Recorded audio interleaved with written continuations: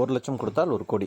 அஸ்வின் ராவ் மற்றும் செந்தாமரை கண்ணன் வியாபாரம் பற்றி உங்களில் ஒருவன் அருண் அலை சேகே.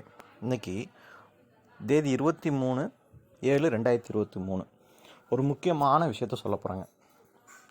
இவர் தாங்க செந்தாமரை கண்ணன். இப்போ மே மாதம் பெங்களூர் கஸ்தூரி நகரில் பக்கத்தில் ராம்மூர்த்தி நகர் போலீஸ் ஸ்டேஷனில் போயிட்டு வந்ததுக்கப்புறமா என் நம்பரை பிளாக் பண்ணிட்டாருங்க இந்த செந்தாமரை கண்ணன். நம்ம லட்சமாக கோடியாக பணத்தை கொடுத்துட்டு செந்தாமரை கண்ணன் நல்லா செட்டில் ஆகிட்டார். நான் பல வீடியோவில் சொல்லியிருக்கேன். இவங்களுக்கு பிஸ்னஸை முடிச்சு கொடுக்கறதுக்கு வக்கு இல்லைங்க. ஆனால் இத்தனை நாள் பிளாக் பண்ணியிருந்தவர் இன்னைக்கு 23ஆம் தேதி, இன்னைக்கு இந்த மாதம் ஜூலை மாதம் இவர் போட்டிருக்காரு ஸ்டேட்டஸு.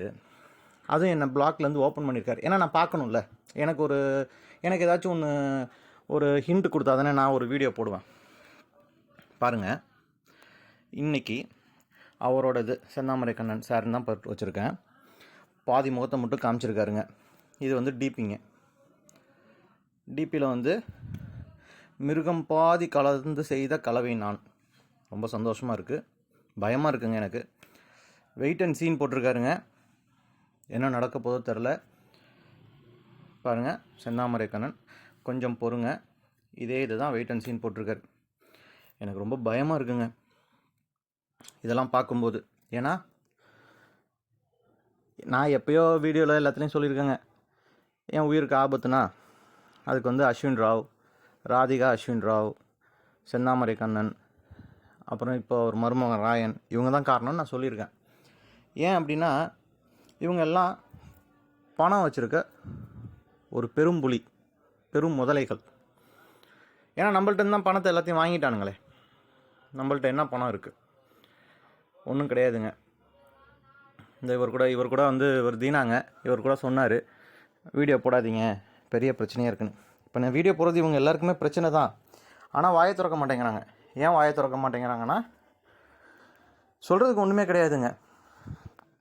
அதுதாங்க உண்மை. இந்த பிஸ்னஸ் என்ன, இது எப்போ முடிய போகுது யாருக்குமே தெரியாதுங்க. இருந்தால் தானேங்க தெரியறதுக்கு. நான் இருக்கான்னு தான் பல தடவை கேட்டுகிட்டே இருக்கேன். ஆனால் இருக்கானு தெரில. ஆனால் இன்றைக்கி செந்தாமரை கண்ணன் பார்த்திங்கன்னா பயங்கரமாக வச்சுருக்காரு. எனக்கு அப்படியே பயமாக இருக்கும்.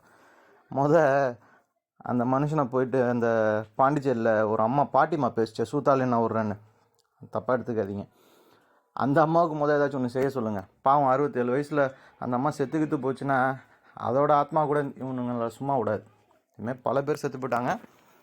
இது மாதிரிலாம் வச்சு என்னங்க பண்ணுறது? சும்மா இப்படியே தாங்க பயமுத்துவாங்க இந்த பிஸ்னஸில் முடிய போகுது.